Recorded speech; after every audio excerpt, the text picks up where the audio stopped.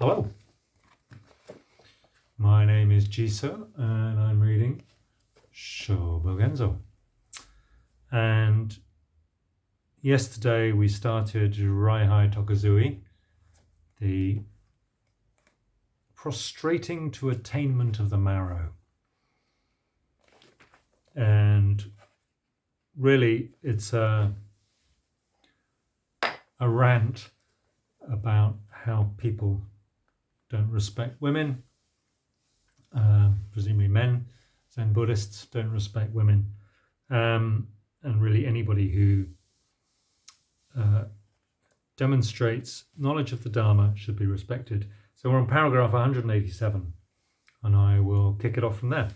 In Song Dynasty, China, the term householder refers to gentlemen who have not left their families. Some of them live in houses with their wives, while others are single and pure. But anyway, we can say that they are immensely busy with dusty toil.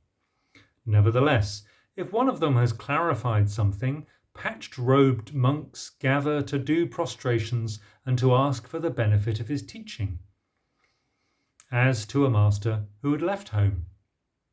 We also should be like that, even towards a woman, even towards an animal.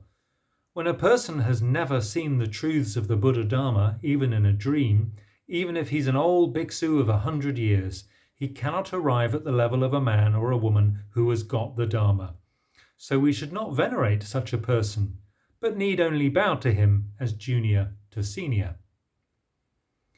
When a person practices the Buddha Dharma and speaks the Buddha Dharma, even if a girl of 7, she is just the guiding teacher of the 4 groups and the benevolent father of all living beings.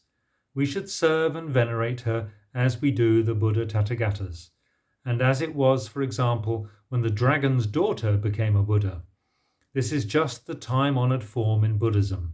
Those who do not know about it and who have not received its one-to-one transmission are pitiful. Another case. Since the ancient past in Japan and China, there have been women emperors. The whole country is in the possession of such an empress, and all the people become her subjects. This is not out of reverence for her person, but out of reverence for her position. Likewise, a bhikshuni has never been revered for her person, but is revered solely for her attainment of the Dharma. Furthermore, the virtues which accompany the 4th effect all belong to a bhikshuni who has become an arhat. Even these virtues accompany her.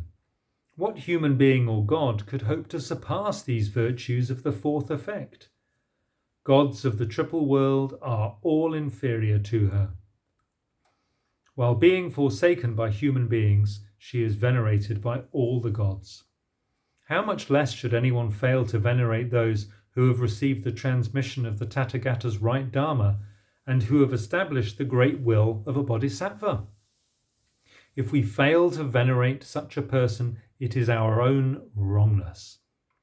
And if we fail to revere our own supreme state of Bodhi, we are stupid people who insult the Dharma.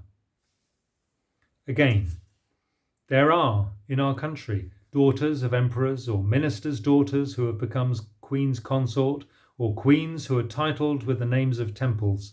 Some of them have shaved their head, and some of them do not shave their head. In any case, priests who only look like bhiksus and who crave fame and love gain never fail to run to the house of such a woman and strike their head at her clogs. They are inferior to serfs following a lord. Moreover, many of them actually become her servants for a period of years. How pitiful they are! Having been born in a minor nation in a remote land, they do not even know a bad custom like this for what it is. There was never such ignorance in India and China, but only in our country. It is lamentable. Forced to shave the head and then to violate the Tathagata's right Dharma must be called deep and heavy sin. Solely because they forget the worldly ways are dreams and illusions, flowers in space, they are bonded in slavery to women. It's lamentable. Even for the sake of a trifling secular livelihood, they act like this. Why, for the sake of the supreme Bodhi, do they fail to venerate the venerable ones who have got the Dharma? It is because their awe for Dharma is shallow and their will to pursue the Dharma is not pervasive. When people are already coveting a treasure, they do not think about refusing it because it is the treasure of a woman. When we want to get the Dharma, we must surpass such resolve. If it is so, even grass, trees, fences and walls will bestow the right Dharma, and the heavens and the earth, myriad things and phenomena will also impart the right Dharma. This is the truth which we must always remember. Before we seek the Dharma with this determination, even if we meet true good counsellors, we will not be soaked by the benevolent water of Dharma. We should pay careful attention to this. Furthermore, nowadays extremely stupid people look at women without having corrected the prejudice that women are objects of sexual greed. Imagine that. Disciples of the Buddha must not be like this. If whatever may become the object of sexual greed is to be hated, do not all men deserve to be hated too? As regards the cause and conditions of becoming tainted, a man can be the object, a woman can be the object. What is neither man nor woman can be the object, and dreams and fantasies, flowers in space, can also be the object. There have been impure acts done with a reflection on water as an object, and there have been impure acts done with the sun in the sky as an object. A god can be the object, and a demon can be the object. It is impossible to count all the possible objects. They say that there are 84,000 objects. Should we discard all of them? Should we not look at them? The precepts say abuse of the 2 male organs and the 3 female organs are both parajika, and the offender may not remain in the community. This being so, if we hate whatever might become the object of sexual greed, all men and women will hate each other, and we will never have any chance to attain salvation. We should examine this truth in detail. There are non-Buddhists who have no wife. Even though they have no wife, they have not entered the Buddha Dharma, and so they are only non-Buddhists with wrong views. There are disciples of the Buddha who, as the 2 classes of lay people, have a husband or a wife. Even though they have a husband or a wife, they are disciples of the Buddha, and so there are no other beings equal to them in the human world or in heaven above.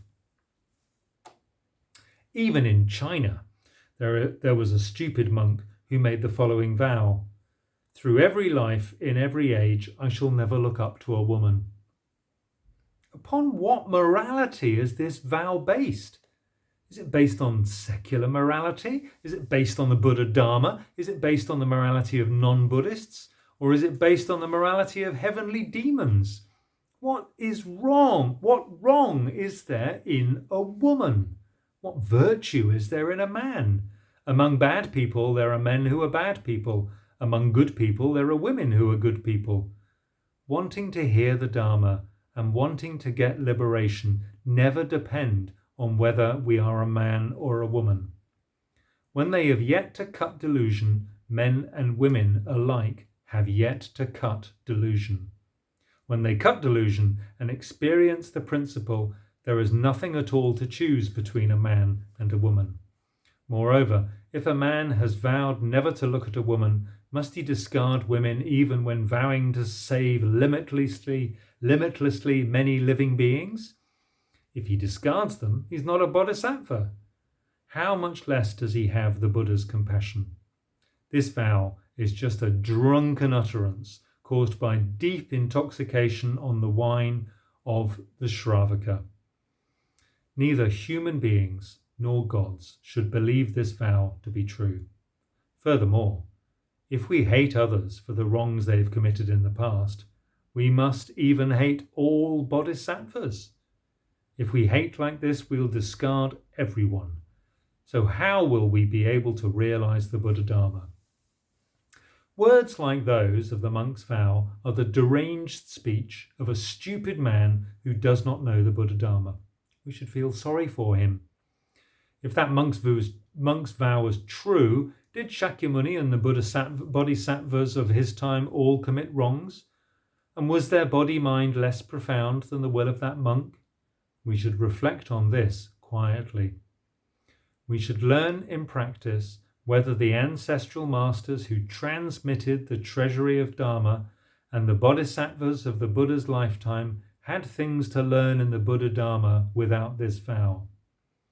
If the vow of that monk were true, not only would we fail to save women, but also when a woman who has got the Dharma manifested herself in the world and preached the Dharma for human beings and gods, we would be forbidden to come and listen to her, would we not? Anyone who did not come and listen would not be a bodhisattva, but just a non-Buddhist. When we look now at the great kingdom of Sung, there are monks who seem to have been in training for a long time, but who have only been vainly counting the sands of the ocean and rolling like surf over the ocean of life and death. There are also those who, although women, have visited good counsellors, made effort in pursuit of the truth, and thus become the guiding teachers of human beings and gods. There are women such as the old woman who wouldn't sell her rice cakes to Tokuzan and threw her rice cakes away. It was pitiful that although Tokuzan was a male monk, a bhikksu, he had been vainly counting the sands of the ocean of philosophy and had never seen the Buddha Dharma even in a dream. In general, we should learn to understand clearly whatever circumstances we meet. If we learn only to fear and to flee from circumstances, that is the theory and practice of a Shravaka of the small vehicle. When we abandon the East and try to hide away in the West is also not without its circumstances. Even if we think that we have escaped circumstances, unless we understand them clearly, though they may be distant, they are still circumstances. We are still not in the state of liberation, and the distant circumstances will disturb us more and more deeply.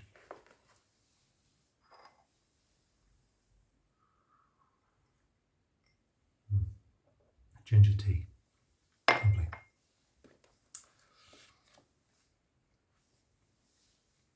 Again, in Japan, there is one particularly laughable institution. This is either called a sanctuary or a place for practicing the truth of the great vehicle, where bhikksunis and other women are not allowed to enter. The wrong custom has been handed down, and so people cannot recognize it for what it is. People who emulate the ancients do not rectify it, and men of wide knowledge give no thought to it.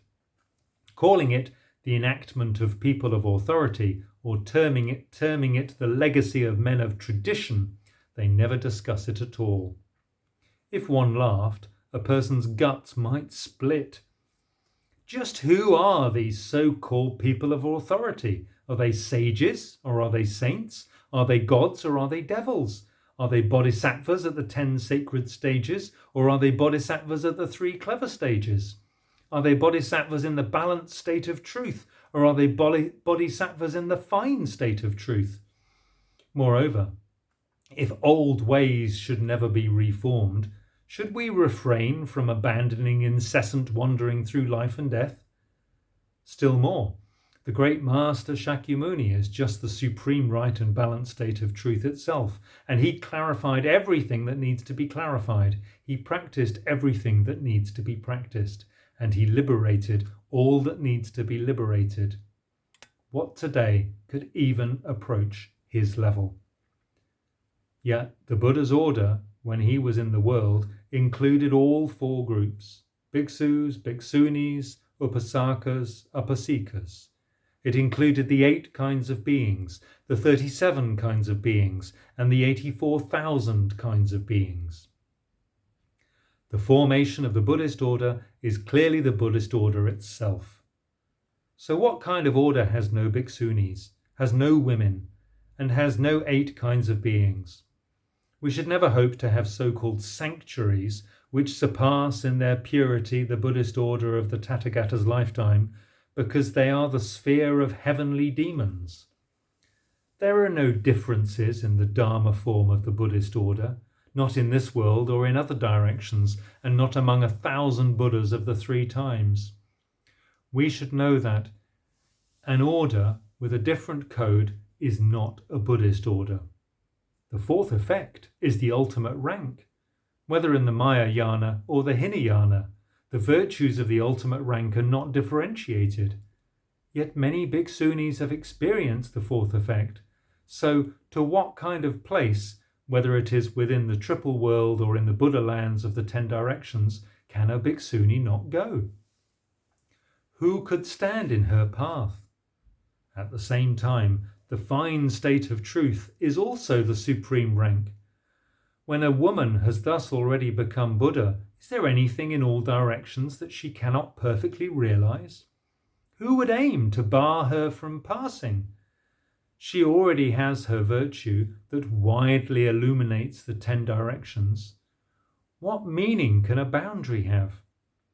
Moreover, would goddesses be barred from passing? Would nymphs be barred from passing? Even goddesses and nymphs are beings that have yet to cut delusion. They are just aimlessly wandering ordinary beings. When they have wrong, they have. When they are without wrong, they are without. Human women and bestial women also, when they have wrong, they have. When they are without wrong, they are without. But who would stand in the way of gods or in the way of deities? Bhikksunis have attended the Buddha's order of the 3 times. They have learned in practice at the place of the Buddha. If places differ from the Buddha's place and from the Buddha's order, who can believe in them as the Buddha's Dharma? Those who exclude women are just very stupid fools who deceive and delude secular people. They are more stupid than a wild dog worrying that its burrow might be stolen by a human being. The Buddha's disciples, whether bodhisattvas or shravakas, have the following ranks. 1st, bhiksu. 2nd, bhikshuni. 3rd, upasaka. And 4th, upasika. These ranks are recognized both in the heavens above and in the human world, and they have long been heard. This being so, those who rank 2nd among the Buddha's disciples are superior to sacred wheel-rolling kings and superior to Sakra Devanam Indra. There should never be a place where they cannot go. Still less should bhikksunis be ranked alongside kings and ministers of a minor nation in a remote land. But when we look at present places of the truth which a bhikshuni may not enter, any rustic, boor, farmer or old lumberjack can enter at random. Still less would any king, lord, officer or minister be refused entry. Comparing country bumpkins and bhikksunis in times of learning the truth or in terms of attainment of rank, in terms of learning the truth and in terms of attainment of rank, who is superior and who is inferior in conclusion? Whether discussing this according to secular rules or according to the Buddha Dharma, one would think that rustics and boors should not be allowed to go where a bhikshuni might go. The situation in Japan is utterly deranged. Our inferior nation is the first to leave this stain on its history. How pitiful it is. When the eldest daughters of the compassionate father of the triple world came to a small country, they found places where they were barred from going. On the other hand, fellows who live in these places called sanctuaries have no fear of committing the 10 wrongs, and they violate the 10 important precepts one after another. It is simply that in their world of wrongdoing, they hate people. Is it simply that in their world of wrongdoing, they hate people who do not do wrong? Still more, a deadly sin is a serious matter indeed. Those who live in sanctuaries may have committed even the deadly sins. We should not just do away. We should just do away with such worlds of demons. We should learn the Buddha's moral teaching and should enter the Buddha's world. This naturally may be the way to repay the Buddha's benevolence. Have these traditionalists understood the meaning of a sanctuary, or have they not? From whom have they received their transmission? Who has covered them with the seal of approval? Whatever comes into this great world sanctified by the Buddhas, whether it is the Buddhas, living beings, the earth, or space, will get free of fetters and attachments and will return to the original state, which is the wonderful Dharma of the Buddhas. This being so, when living beings step once inside this world, they are completely covered by the Buddha's virtue. They have the virtue of refraining from immorality, and they have the virtue of becoming pure and clean. When one direction is sanctified, the whole world of Dharma is sanctified at once. And when one level is sanctified, the whole world of Dharma is sanctified. Sometimes places are sanctified using water. Sometimes places are sanctified using mind. And sometimes places are sanctified using space. For every case, there are traditions which have been transmitted and received, and which we should know. Furthermore, when we are sanctifying an area, after sprinkling nectar and finishing devotional prostrations, in other words, after making the place pure, we recite the following verse. This world and the whole world of Dharma naturally are sanctified, pure, and clean. Have the traditionalists and veterans who nowadays usually proclaim sanctuaries understood this meaning, or have they not? I guess they cannot know that the whole world of Dharma is sanctified within the act of sanctification itself. Clearly, drunk on the wine of the Shravaka, they consider a small area to be a great world. Let us hope that they will snap out of their habitual drunken delusion and that they will not violate the wholeness of the great world of the Buddhas. We should prostrate ourselves in veneration of the virtue by which the Buddhas, through acts of salvation and acceptance, cover all living beings with their influence. Who could deny that this prostration is the attainment of the marrow of the truth? Shōbōgenzō Raihai tokuzui, written at Kanondori Kosho Horenji Temple on the day of purity and brightness in the second year of Ino. Thanks for listening. Take care now.